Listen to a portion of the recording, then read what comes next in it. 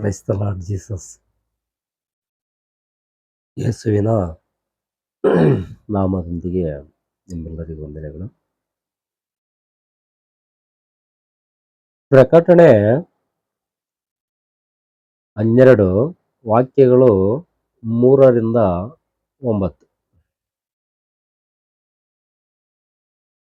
ಅದೇನೆಂದರೆ, ಕೆಂಪಾದ ಮಹಾಘಟ ಸರ್ಪವಿತ್ತು. ಕೆಂಪಾದ ಮಹಾಘಟ ಸರ್ಪವಿತ್ತು. ಅದಕ್ಕೆ 7 ತಲೆಗಳು 10 ಕೊಂಬುಗಳು ಇದ್ದವು. ಅದರ ತಲೆಗಳ ಮೇಲೆ 7 ಮುಕುಟಗಳಿದ್ದವು. ಅದರ ಬಾಲವು ಆಕಾಶದಲ್ಲಿರುವ ನಕ್ಷತ್ರದೊಳಗೆ 1/3 ಭಾಗವನ್ನು ಎಳೆದು ಭೂಮಿಗೆ ಹಾಕಿತು. ನೋಡಿ, ಕೆಂಪಾದ ಮಹಾಘಟ ಸರ್ಪವಿತ್ತು. ಇದು ಸೈತಾನ. ಅದಕ್ಕೆ 7 ತಲೆಗಳು 10 ಕೊಂಬುಗಳು ಇದ್ದವು. ಅದರ ತಲೆಗಳ ಮೇಲೆ 7 ಮುಕುಟಗಳಿದ್ದವು. 7 ಮುಕುಟ ಅಂದ್ರೆ ಗೊತ್ತಾಗುತ್ತಲ್ಲ ನಿಮಗೆಲ್ಲ. ಈಗೆಲ್ಲ ರಾಜರಾಗಿರ್ತಕ್ಕಂಥ ಕಿರೀಟಗಳು, ಅವಾಗೆಲ್ಲ ಈ ಒಂದು 7 ಸರ್ಪ ಇರ್ತಕ್ಕಂಥ ಹಾವಿಗೆ 7 ಮುಕುಟಗಳಿದ್ದವು. ಒಂದೊಂದು ಹಾವಿನೆಡೆಗೆ ಒಂದೊಂದು ಮುಖ. ಅದರ ಬಾಲು ಆಕಾಶದಲ್ಲಿರುವ ನಕ್ಷತ್ರದೊಳಗೆ 1/3 ಭಾಗವನ್ನು ಎಳೆದು ಭೂಮಿಗೆ ಹಾಕಿತು. ಹೆರುತ್ತಿದ್ದ ಆ ಸ್ತ್ರೀಯು ಹೆತ್ತ ಕೂಡಲೇ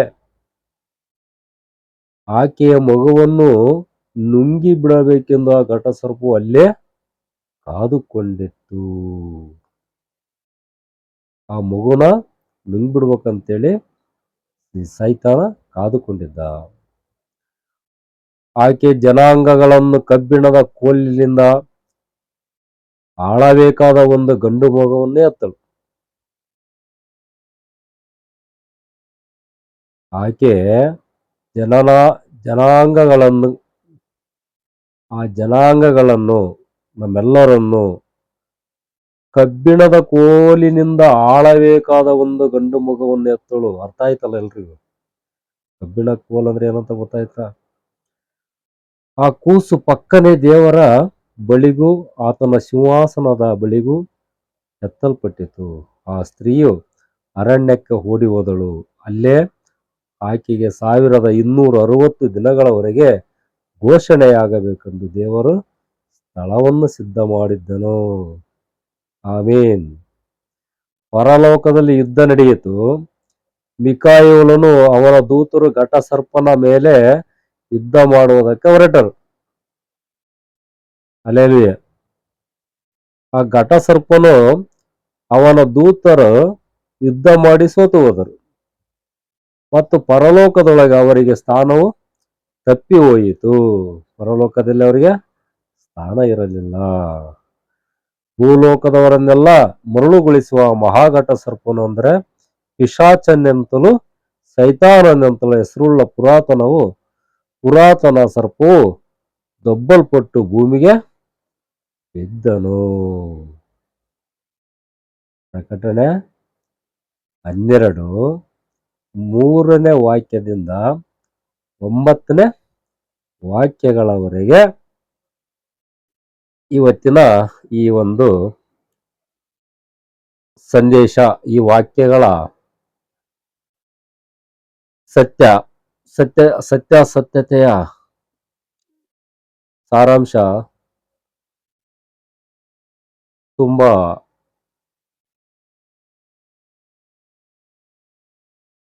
ಅವಶ್ಯಕವಾಗಿ ಎಲ್ರಿಗೂ ಒಂದು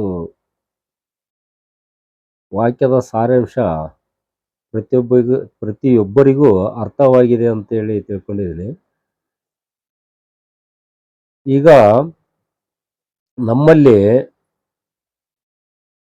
ನಮ್ಮ ಸೈತಾನನ ಇರ್ತಕ್ಕಂಥ ನಮ್ಮಲ್ಲೇ ಸೈತಾನ ಇದ್ದಾನೆ.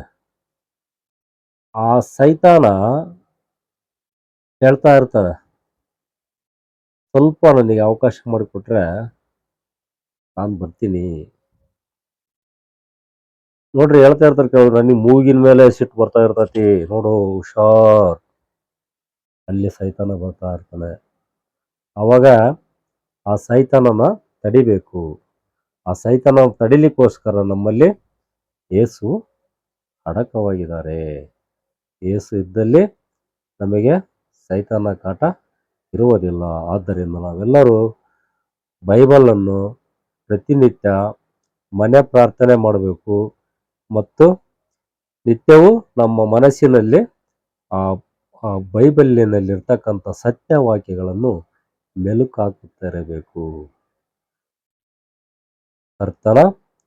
ಕರ್ತನ ನಾಮವನ್ನು ಯಾವಾಗಲೂ ಮನಸ್ಸಿನಲ್ಲಿ ನುಡಿಯುತ್ತಿರಬೇಕು. ಆಮೀನ್. ಯಾವಾಗಲೂ ಕರ್ತನ ಪದಗಳನ್ನು, ಕರ್ತನ ಹಾಡನ್ನು ಮನಸ್ಸಿನಲ್ಲಿ ಆದರೂ ಹಾಡುತ್ತಾ ಇದ್ದರೆ ನಿಮಗೆ ಯಾವುದೇ ರೀತಿ ತೊಂದರೆಗಳು ಬರುವುದಿಲ್ಲ. ಆಮೀನ್. ಅಲ್ಲೆಲೂಯೆ.